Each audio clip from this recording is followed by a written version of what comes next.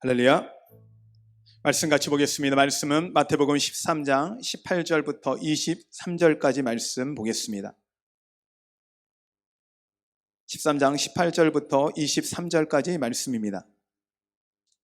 한 절씩 교독하시겠습니다. 그런즉 씨를 뿌리는 비유를 들으라.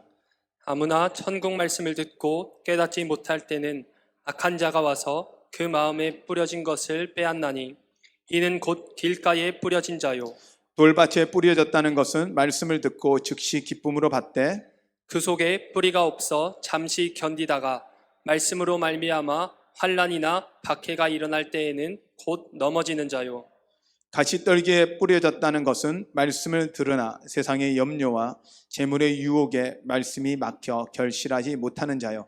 좋은 땅에 뿌려졌다는 것은 말씀을 듣고 깨닫는 자니 결실하여 어떤 것은 100배, 어떤 것은 60배, 어떤 것은 30배가 되느니라 하시더라. 아멘.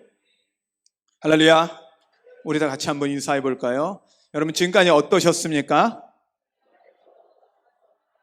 지금은 어떠십니까? 좋습니다. 앞으로 어떠실 것 같습니까? 주님 안에서 좋을 것입니다. 여러분 믿으십니까? 여러분 이 고백이 여러분의 신앙의 고백이 되셔야 합니다. 우리가 주님 안에 있기 때문에 좋은 것입니다. 근데 주님 안에 있는데도 불구하고 때로는 이런 게 있어요. 길이 보이지 않아요. 답답해요. 앞이 깜깜하고 어떤 길도 보여지지 않는 거예요. 길이 보이지 않으면 해야 되는 게 있어요. 보통 아무것도 우리 어떤 친구가 눈을 감고 막 기도하는데 노래를 부르는 거 보이지 않아요. 보이지 않아요. 그러니까 옆에 있는 친구가 그러더라. 눈 떠. 아니 이제 아무것도 보이지 않아. 눈 떠. 눈 뜨면 보이잖아. 그런데 우리 인생 가운데 눈을 떠도 보이지가 않아요. 왜 길이 보이지 않고 답이 보이지 않고 답답할까? 하나님 우리에게 저에게 주시던 감동은 뭐였냐면 예수 그리스도가 길인데 예수 그리스도를 보지 않으니 보이지 않는 거예요. 길이 보이지 않고 답이 보이지 않는 거예요. 그러면 여러분 인생 가운데 때로 답답하고 아무 길도 보이지 않고 어떤 것도 해결책이 보이지 않는다고 느껴질 때는요, 그것은 주님을 바라봐야 될 때입니다. 주님이 길 되심을 믿어야 될 때입니다. 그러면 주님이 여러분 인생의 길이 되어주시고 여러분 인생의 인도자가 되어주실 것입니다. 주님과 함께 한다는 것은 우리가 더 이상 나 혼자 걷는 길이 아니라 주님과 함께 걷는 길이고 주님이 나의 인도자 되어주시고 나는 주님과 함께 따라가는 거예요. 우리가 알지 못하는 길을 갈 때 요즘은 예전에는 지도를 봤어요. 지도를 보고 어떻게 가야 될지 저는 아직도 지도를 보는 걸 좋아합니다. 왜냐하면 지도를 보고 찾아가는 그 묘미가 있어요. 그런데 여러분 요즘은 어떻게 합니까? 내비게이션이 있어요. 내비게이션과 함께하면 어디든지 갈 수 있잖아요. 가끔 얘가 다른 데로 인도할 때가 있긴 한데 업그레이드를 안 하면. 그러나 내비게이션이 있으면 여러분 어때요? 어디를 찾아간다는 게 불편하지 않아요. 길만 목적지만 딱 정해지면. 여러분 내비게이션과 함께 가는데도 편안한데 여러분의 인생의 길은 하나님이 여러분의 인도자 되어주시고 목적지도 알고 계시고 답도 알고 계시고 앞에 상황이 발생하는 모든 문제를 알고 계신다면 그러면 그 주님 의지할 만하지 않아요? 아멘. 그러기에 우리가 앞으로 주님 때문에 잘 될 거라고 고백하는 거예요. 지금 현실은 답답해요. 지금 코로나 때문에 얼마나 답답해요. 코로나 때문에 얼마나 안 좋은 상황이에요. 이런 건데 우리가 좋습니다, 좋을 것입니다라고 고백하면 우리 속으로 그러는 거 웃기지 마세요. 뭐가 좋아요?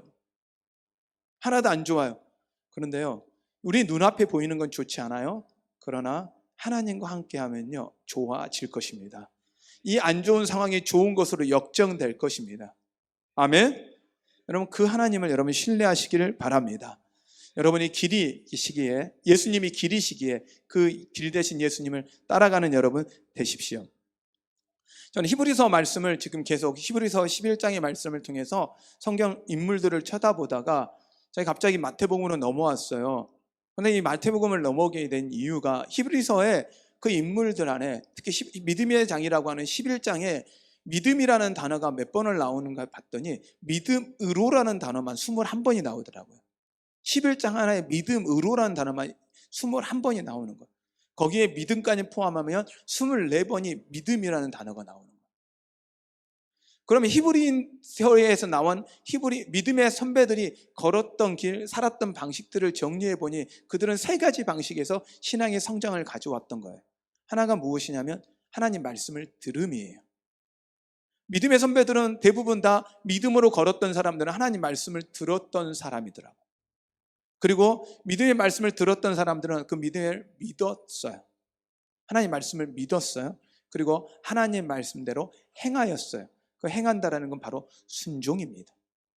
여러분 안에 오늘 이 히브리서의 믿음의 사람들이 가졌던 하나님 말씀을 듣고 하나님 말씀을 믿고 하나님 말씀을 행함이 여러분 안에 있기를 바랍니다. 아멘. 이 들음과 믿음과 행함에 대한 것을 예수님께서 비유로 잘 설명해 준 것이 바로 오늘 네 가지의 밭에 대한 이야기입니다. 이 네 가지 밭은요, 우리의 마음을 이야기해요. 근데 이 네 가지 밭의 종류의 사람들은 다 보니까 신앙인이에요. 말씀을 듣는 사람이에요. 네 명 다 말씀을 듣는 사람이에요. 네 종류의 사람 다 말씀을 듣는 사람이에요. 근데 이 네 종류의 사람들 중에 말씀을 듣는 사람들 중에 어떤 사람은 길가밭이고 어떤 밭은 돌밭이고 어떤 밭은 가시밭이고 어떤 밭은 옥토밭이라는 거예요. 여러분들이 옥토의 밭이 되시기 바랍니다. 그래서 하나님이 주시는 100배, 60배, 30배의 복을 누리시기를 바랍니다. 심는 것마다 잘 되는 거예요. 하는 것마다 잘 되는 거예요. 하는 것마다 열매 맺는 거예요. 이게 옥토거든요. 근데 이 옥토가 되기 위해서 보니 어떻게 해야 옥토인지, 그러면 그 돌밭이 무엇이고 길가밭이 무엇이고 가시밭이 어떤 건지를 조금 살펴보면 옥토가 어떤 건지 이해가 될 수 있어요. 근데 옥토의 밭을 이야기하는 이 옥토의 사람은 어떤 사람이냐면 하나님 말씀을 듣기에 준비된 사람이에요. 복을 누리는 사람이거든요. 그런데 돌밭은요, 하나님 말씀이 전파되어지는 거예요. 전해지는 거예요. 지금 이 순간 하나님 말씀이 전해져요. 근데 귀로 딱 들어요. 근데 믿음이 없으니까 순간 사단이 찾아와서 뺏어가 버리는 거예요. 저는 오늘 이 말씀이 여러분한테 떨어질 때 그것을 믿음으로 받아들이시는 여러분 되시길 바랍니다. 돌밭은요, 믿음으로 받기는 했어요. 근데요, 그 믿음이 깊지 않아요. 뿌리가 약한 거예요. 그러니까 환난이나 박해가, 예수 믿는 것 때문에 환난이나 박해가 찾아올 때 무너지는 거예요. 넘어지는 거예요. 예수 믿는다고 환난, 박해, 어려움 안 찾아오는 거 아니에요. 찾아옵니다. 예수 믿어도 찾아와요. 어려움 올 수 있어요. 그런데 그 어려움이 찾아올 때 우리의 믿음을 보는 거예요. 여러분이 어려움이 찾아올 때 돌밭이 아니라 여러분 옥토가 되시기를 바랍니다. 그러면 가시밭은 무엇이냐? 하나님 말씀 잘 들었어요. 그다음에 하나님 말씀을 잘 믿었어요. 그리고 이제는 열매 맺기 위해서 성장하고 있는데 뭐가 오냐면 세상의 유혹이 찾아와요. 그다음에 재물의 유혹이 찾아와요. 특히 돈 앞에 우리 약하잖아요. 돈의 유혹이 오면, 자, 오늘 주일 예배를 드려야 돼요. 근데 어떤 사람이 오늘 이렇게 이야기하는 거예요. 제안을 하는 거예요. 오늘 교회 안 가면 내가 한 100만 원을 주겠다. 그러면 여러분 어떻게 할 것 같아요? 한 번 빠지는데 100만 원 받아서 헌금하면 되지 하면서 어떻게 해요? 주일날 예배 빠지고 싶어요? 안 빠지고 싶어요? 솔직하자고요, 여러분. 가식적이지 말고 솔직하게.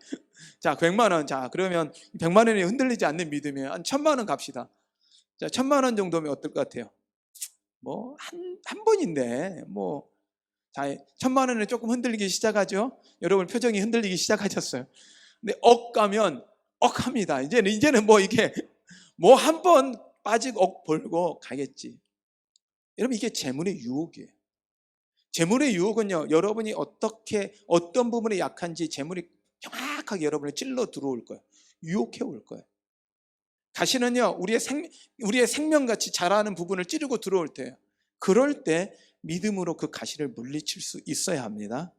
아멘. 옥토는 그 물리치고 열매를 맺는 거예요. 그러면 옥토라는 건 환난 없는 거 아니고, 예수 잘 믿고 열매 맺는 사람이 예수 잘 믿는다고 환난이 없는 거 아니고 유혹 없는 게 아니더라고요. 유혹도 있고 어려움도 있어요. 그런데 말씀을 잘 듣고 말씀 믿고 말씀을 행하는 그 안에 하나님 복을 주시더라는 거예요. 여러분 안에 이 복이 있기를 바랍니다. 하나님이 주시는 이 옥토의 믿음이 되시기를 바랍니다. 그러면 이 옥토가 되기 위해서 세 가지를 하나님이 우리에게 원하신다는 거죠. 히브리인들과 동일하게 이 옥토가 되는 것도 동일하게 세 가지예요. 첫 번째는 들음입니다. 뭐라고요? 들음입니다. 두 번째는 뭐 해야 돼요? 말씀을 믿는 거예요. 들은 걸 믿어야 돼요. 세 번째는 무엇입니까? 말씀을 행함입니다. 이것이 순종입니다. 그러니까 말씀을 듣고 믿고 행함입니다. 뭐라고요? 말씀을 듣고 믿고 행함입니다. 참 말은 쉬워요. 말은 쉬워요.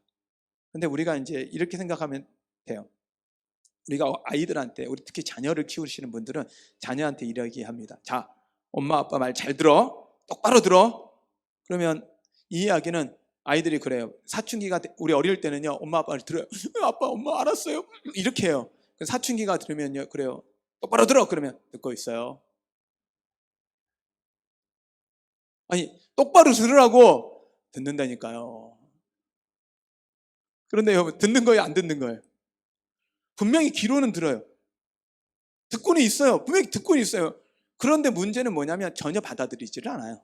그리고 행하지도 않아요. 삶이 바뀌지가 않아요. 그리고 여러분, 사춘기에 이 자녀를 돌보신 분들은 아시잖아요. 답답해요, 안 답답해요?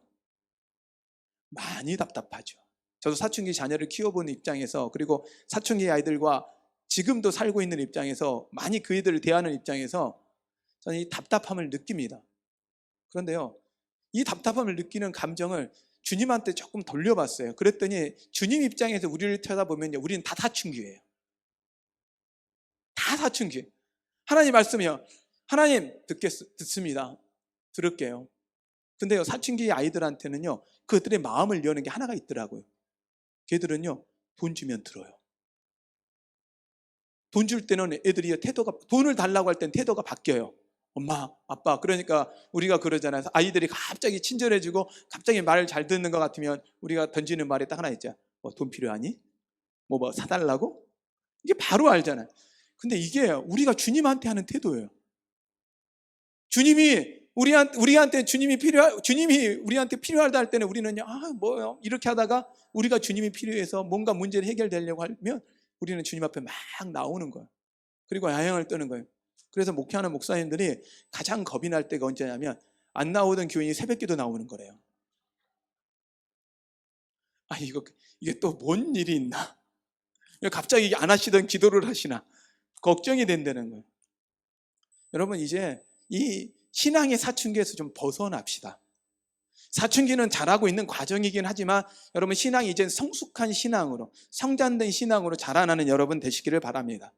그러려면 하나님 말씀을 들어야 되는데 들음의 자세가 중요해요. 들음이라는 건 단순히 내 귀가 열고 그냥 듣는 게 아니고 귀 있는 자는 들을지어다 라고 말씀한다는 이야기는 무엇이냐면 말씀을 들으면 말씀대로 행해야 한다는 것을 의미하는 것입니다. 그러므로 귀 있는 자, 들는다라는 이야기는 하나님, 주님 말씀하십시오. 제가 행하겠습니다 라는 자세로 듣는 것이 들음이에요. 하나님 말씀 앞에 그냥 말씀은 거 읽고 듣고 그냥 들어버리고 끝나는 것이 아니라 성경에 심지어 뭐라고 이야기하냐면 오늘 말씀에 이렇게 이야기하는 거예요. 13장 13절에 보면 13절부터 16절까지 말씀을 볼 텐데요. 그러므로 내가 그들에게 비유로 말하는 것은 그들이 보아도 보지 못하고 들어도 듣지 못하며 깨닫지 못함이라. 들어도 깨닫지 못한다라는 거예요. 14절에 이사야 예언이 그들에게 이루어졌으니 일렀을 때 너희가 듣기는 들어도 깨닫지 못할 것이요 보기는 보아도 알지 못하리라. 이 백성의 마음이 완악하여져서 그 귀는 듣기에 둔하고 눈은 감았으니 이는 눈으로 보고 귀로 듣고 마음으로 깨달아 돌이켜 내게 고침을 받을까 두려워함이라 하였느니라. 그러나 너희는 눈으로 봄으로 너희 귀는 들음으로 복이 있도다. 아멘. 여러분, 들음이 복된 거예요. 귀가 있다고 있는 게 아니라 귀고 듣는 것 자체가 복됨을 여러분 믿으시길 바랍니다. 그러면 들으려면 믿음으로 들어야 합니다. 또한 감사함으로 들어야 합니다. 여러분, 예배 드릴 수 있으면 감사하십시오. 말씀을 들을 수 있으면 감사하십시오. 성경을 읽을 수 있으면 감사하십시오. 우리는 말씀을 듣고 있다는 것. 이 성경을 갖지 못하는 수많은 사람이 지금도 있습니다. 우리가 읽고 있는 이 성경은 우리 집에는 정말 많은 성경이 있겠죠. 그러나 그 말씀이 성경이 그냥 장식이 아니라 여러분 이 말씀이 읽어짐이 은혜임을 여러분 믿으시기를 바랍니다. 들을 수 있다는 게 은혜예요. 그것이 우리에게 복이라고 이야기를 합니다. 귀로 듣는 것이 복이라고 성경은 이야기를 하고 있습니다. 또한 말씀을 듣는데 이해가 되지 않는데요, 성령님께서 오시면 이해가 되기 시작해요. 저도 처음 예수를 믿을 때 성경을 읽어야 한다고 하더라고요. 성경을 읽으려고 하는데 전 마태복음부터 읽었어요. 왜? 구약은 전혀 모르겠어요. 창세기부터 말씀으로 하나님을 세상을 창조했다라고 하는데 안 믿겨지잖아요. 예수 안 믿던 처음에 입장에서는. 그런데요, 마태복음이 쉽다 그래서 마태복음 딱 읽었는데 웬 족보가 쫙 나오는 거예요. 제가 저희 할아버지 성함밖에는 그 위에는 모르거든요. 그 위에 어르신들, 증조할아버지, 고조할아버지 성함 모르고 제 족보 모르는데 제 족보를, 남의 족보를 제가 왜 읽어야 돼요, 이게? 예수님 족보를. 전혀 이해가 안 되는 거예요. 근데 말씀이 읽다가 마태복음 7장에 딱 들어와서 지금도 생생한데 30년 전인데 생생한데 눈이 탁 터여지기 시작하면서 말씀이 제 눈에 들어오기 시작하는 거예요. 그리고요, 진짜 들려지기 시작하는 거예요. 그것이 제 인생에, 내 마음에 박혀지기 시작하면서 제 삶이 바뀌어지기 시작하더라고요. 여러분, 말씀을 들어지는 건요, 성령님이 아니면 안 되는 거예요. 그러므로 여러분, 듣는 자세는 성령님 말씀하시고 깨닫게 하여 주시옵소서. 여러분, 그러기에 들을 귀가 있다는 건 성령님께서 우리가 말씀을 들을 귀를 열어주셨다는 것을 의미합니다. 말씀을 듣고 깨닫는 여러분 되시기를 바랍니다. 또한 하나님이 말씀하실 때는 하나님이 기대감이 있어요. 순종을 기대하고 말씀하시는 거예요. 내가 말할 때 좀 들어줄래? 우리나라 말에 이런 말 제가 계속 하잖아요. 말을 잘 듣는다. 이 이야기는 뭡니까? 네, 듣습니다가 아니라 듣고 잘 따라한다. 내 말대로 잘 한다라는 거. 쟤는 정말 말귀를 알아들어. 정말 말 잘 들어. 이 이야기는 뭡니까? 말을 잘 듣는다는 건 순종을 잘한다는 이야기. 들은 대로 잘 행한다는 거예요. 여러분이 하나님의 말씀을 듣고 그대로 행함으로 성장하시고 하나님의 복을 누리시는 여러분 되시기를 바랍니다. 헨리 블랙갑이, 우리가 하나님을 경험하는 사람 공부를 하고 있잖아요. 근데 헨리 블랙갑이 목사님이 그런 이야기를 하는 거예요. 하나님은 하나님 자신과 자신의 목적과 길을 보여주시기 위해서 성령님에 의해서 기도, 환경, 교회, 성경을 통해서 말씀하신다라는 거예요. 지금도 말씀하고 계세요. 여러분, 하나님이 여러분에게 하시는 그 말씀을 들을 수 있는 귀가 있기를 바랍니다. 아멘. 그 주님을, 그 말씀을 계속 들으려면 해야 되는 게 있어요. 우리가 순종을 준비하는 것입니다. 순종을 준비하면 하나님은 말씀합니다. 근데 말을 해도 말을 안 들으면 우리가 더 이상 말을 못 해요. 근데요, 말을 하면 들을 준비가 돼 있으면 말을 하실 수 있는 게 하나님이라는 거예요. 그러면 두 번째, 들음 다음에 하나님 말씀을 믿는 것인데, 하나님 말씀하심을 믿는다라는 거 쉽지 않습니다. 믿어들이는 거 받아들이기 어렵습니다. 세상 사람들은요, 이 코로나의 상황 속에서 잠깐 예배 안 드리면 어때? 근데 이 잠깐이 벌써 몇 달이 되었어요? 넉 달이 되었어요. 잠깐이 이제는 5달, 6달, 이게 1년이 갈 수도 모릅니다. 우리가 어떻게 할 수 없어서 이런 상황에 놓여 있습니다. 그러면 사람들은 이런 이야기를 해요. 온라인 예배를 드려도 되고 꼭 그렇게 가서 말씀을 들어야 돼? 꼭 그렇게 해야 돼? 그런데도 우리가 나오는 이유, 여러 가지 두려움을 가면서도 우리가 마스크를 쓰고도 예배를 드리고 있는 이유, 하나님의 살아계심을 믿기 때문이지 않습니까? 우리의 죽음보다 그 위에 계시는, 우리가 하나님이 우리 죽음 위에 천국을 우리에게 예비하고 계심을 믿기 때문이지 않습니까? 우리가 믿음이라는 건 하나님이 말씀하실 때 그 하나님이 우리를 사랑으로 말씀하시고 그 하나님이 능력으로 말씀하시고 말씀하신 것을 반드시 이룰 수 있는 분이라는 것을 여러분이 믿어야 합니다. 하나님이 말씀하실 때는 그 말씀하신 걸 반드시 이룰 수 있는 분이라는 걸 여러분 믿으셔야 합니다. 아멘. 저도 하나님이 기도를 하다가 수없는 하나님 말씀을 들었고 어떤 상황에 말씀을 하셨어요. 그럴 때마다 느끼는 감정 중에 하나가 뭐였냐면 안 믿겨졌어요. 안 믿어져요. 예전에 어렸을 때 제가 방황하고 처음 교회 나가서 한참 방황하고 있을 저를 고등학교 2학년 때, 1학년 때 어르신들이 저를 보면서 기도하시는 분들이 지나가면서 툭 던지면서 하는 말이었어요. 자네는 참 하나님이 크게 쓰실 거야. 큰 힘을 낼 거야. 이런 말 할 때요, 저는 그때는요 완전히 인생이 바닥이었거든요. 어떻게 공부도 바닥을 치고 있었고 모든 삶이 바닥을 겪고 있는데 그 말을 들으면 안 믿겨요. 제 자신을 보면 말도 잘 못하지요. 노래도 못하죠. 남 앞에 서는 것 자체가 두렵고 떨렸던 사람이고, 남이 지금은 제가 여러분 성도들을 이렇게 쳐다보면서 이렇게 설교할 수 있는데요. 예전에는 이 앞에 딱 서면 눈이 하나도 안 보여요. 이런 감정 여러분 이해되셔요? 눈이 하나도 안 보여요. 그 다음에 제가 무슨 말을 하는지 제가 말은 했어요. 근데 제가 지금 무슨 말을 하고 있는지 하나도 모르겠어요. 저는 그렇게 부끄러움이 많았던 사람이거든요. 저희 둘째 아이가 부끄러움이 아주 많아요. 자기는 너무 부끄러워서 쓰지를 못해요. 아니, 얘가 키가 1m 90에 잘생겼어요. 제가 보기에. 여러분, 제가 보기에. 제 아들이니까 잘생겼어요. 그럼에도 불구하고 자기는 끊임없이 부족하고 자기는 자신감 없어서 남 앞에서 쓸 줄을 몰라요. 아니, 저 정도면, 제가 보기에는 저 정도면 충분할 것 같은데. 여러분, 제 아들 보셨잖아요. 충분할 것 같은데 부끄러움이 많아서 앞에서 쓰지도 못하는 거예요. 근데 저는 그의 아이 입장을 충분히 이해하는 거예요. 왜? 내가 그랬으니까. 나하고 너무 똑같으니까. 근데 이런 나에게 하나님 말씀하실 때 저는요, 제 자신을 볼 때는 못 믿었어요. 제 상황을 볼 때는 못 믿었어요. 여러분이 하나님이 여러분 가운데 복 주시고 여러분 문제를 해결하겠다고 말씀하실 때 여러분 상황을 쳐다보면 못 믿어요. 믿을 수가 없어요. 근데요, 그 말씀하신 하나님을 바라보면요, 그것이 믿어지는 거예요.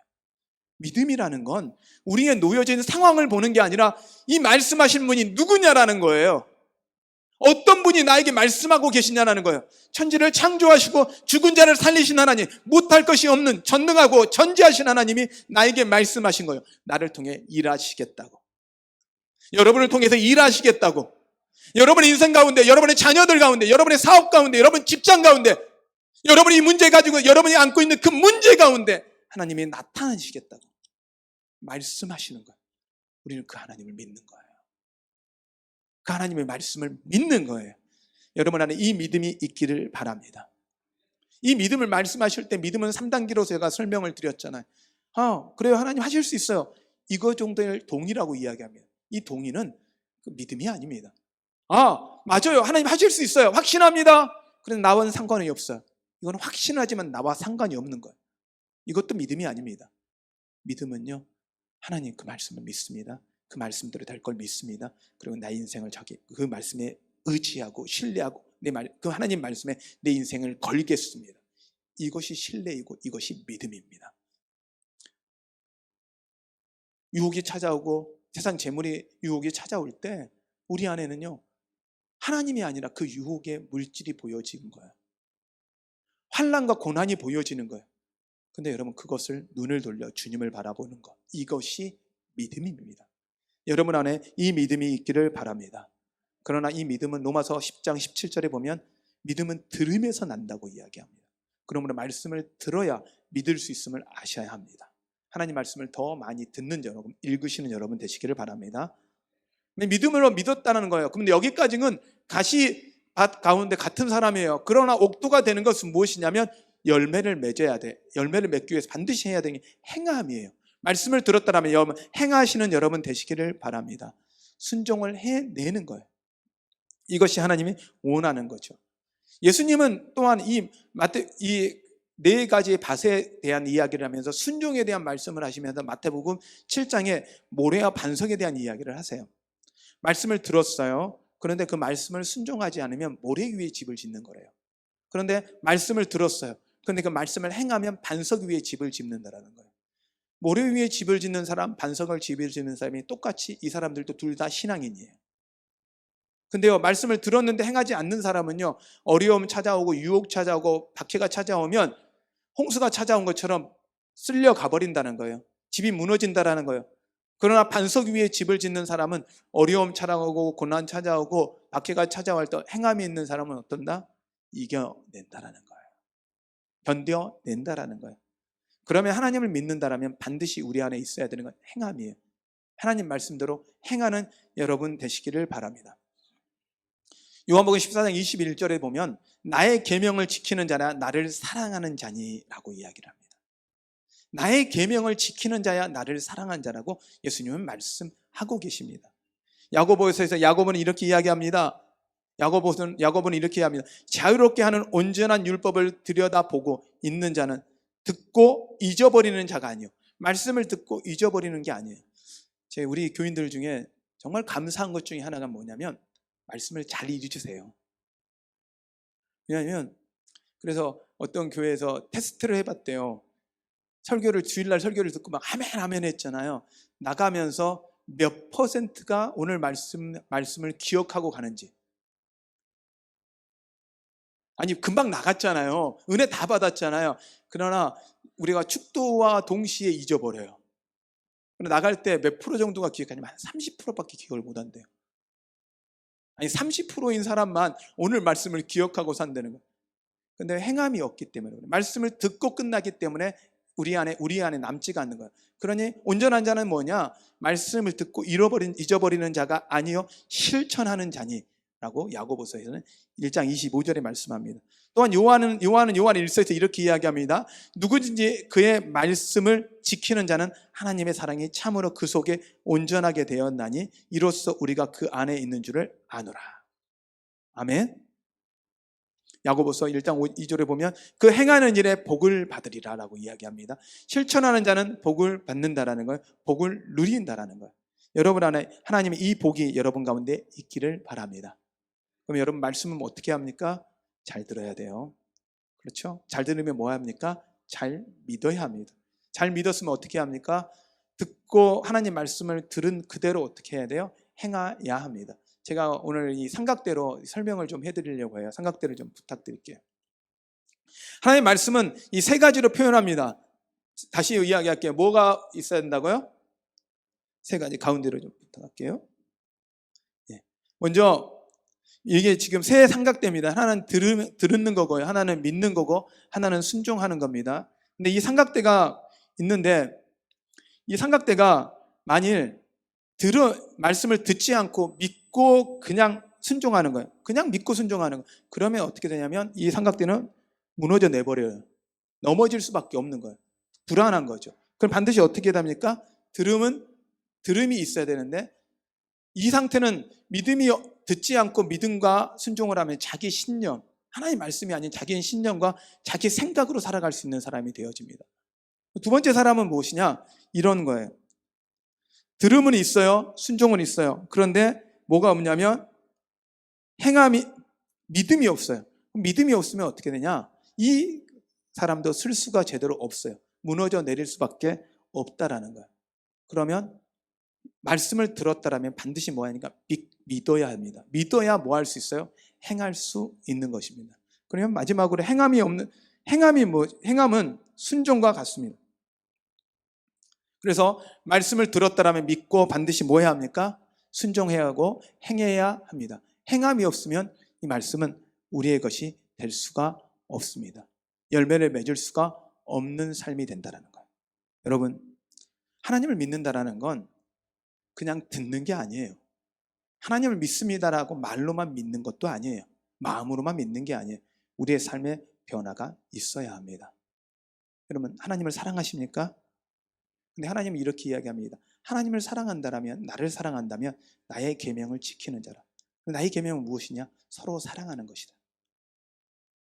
여러분 안에 사랑이 아니라 원망과 미움과 질투와 시기와 미움이 계속적으로 용서하지 못하는 마음이 있다면 무엇입니까?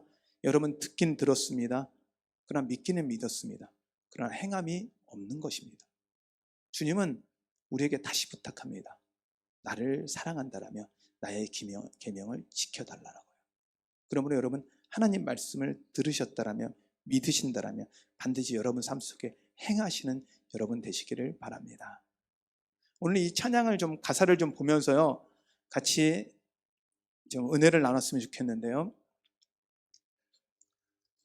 이 가사를 한번 좀 띄워주시겠습니까? 나는 믿네라는 찬양입니다.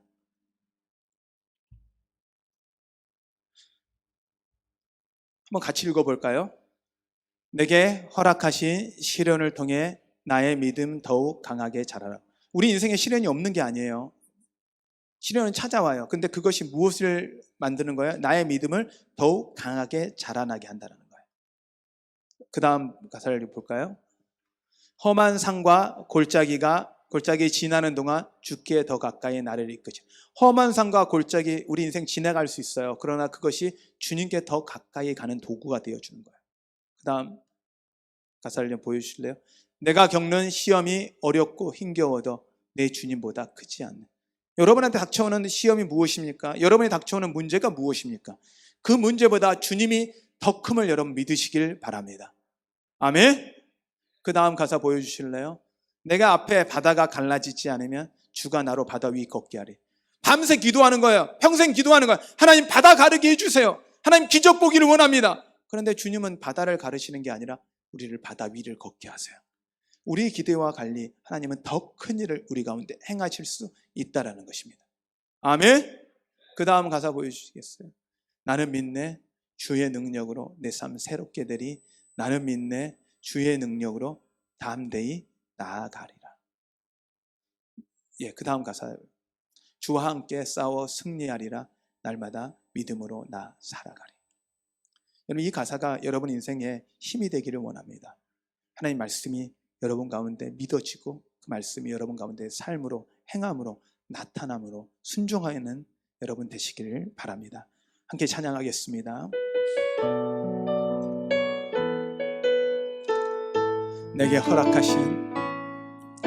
내게 허락하신 시련을 통해 나의 믿음도 강하게 자라나고 험한 산과 골짜기 지나는 동안 주께 더 가까이 나를 이끄시네. 내가 겪는 시험이 어렵고 힘겨워도 내 주님보다 크지 않네.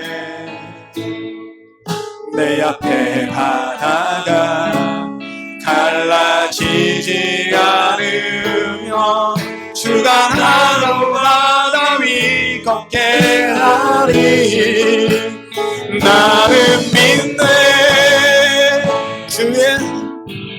주의 능력으로 내 삶 새롭게 되리. 나는 믿네 주의 능력으로 담대히 나가리라. 주와 함께 싸워 승리하리라.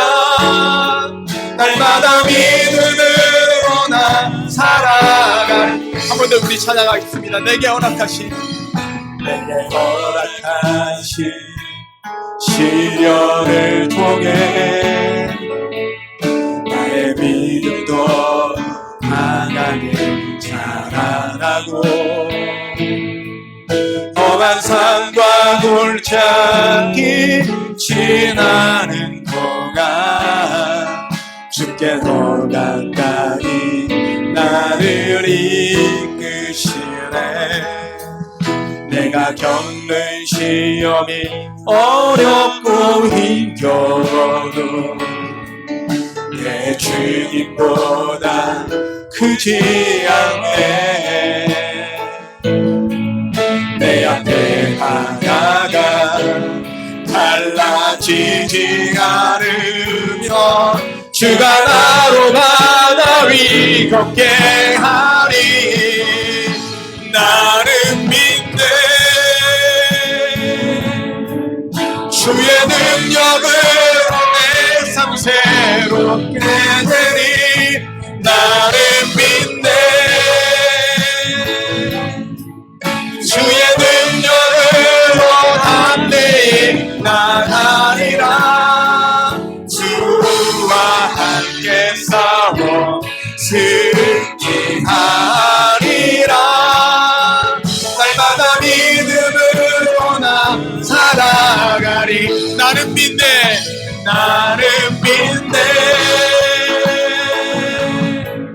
주의 능력으로 내 삶 새롭게 되리. 나는 믿네 주의 능력으로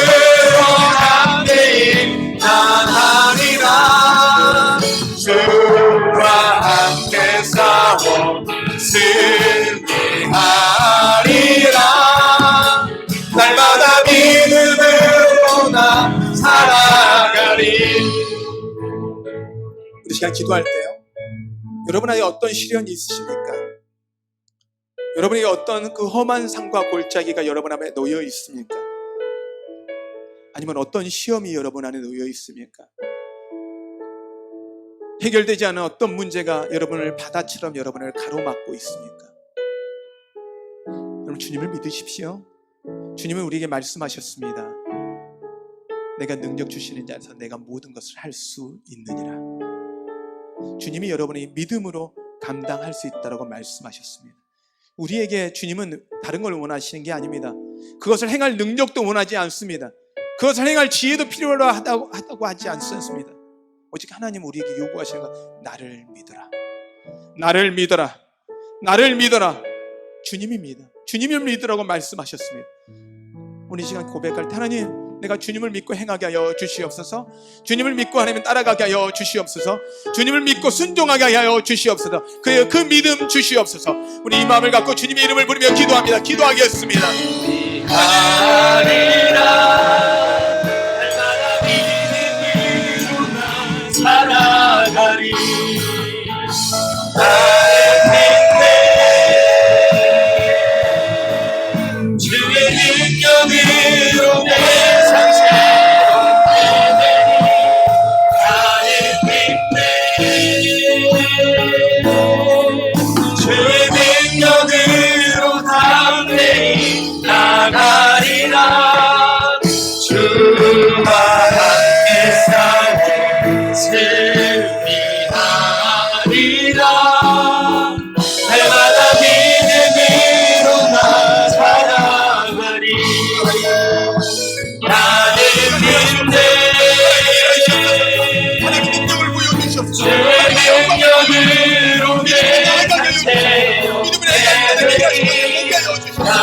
하나님의 영광이, 하나님의 은혜가 우리 가운데 있게 하여 주시옵소서. 주님이 주의 능력으로 담대히 나가리라. 주와 함께 싸워 승리하리라. 내가 믿음으로 나 살아가리. 우리에게 찾아온 시련이, 어려움이, 그 시험이 우리에게 힘겹고 어렵게 느껴질 때가 너무 많습니다.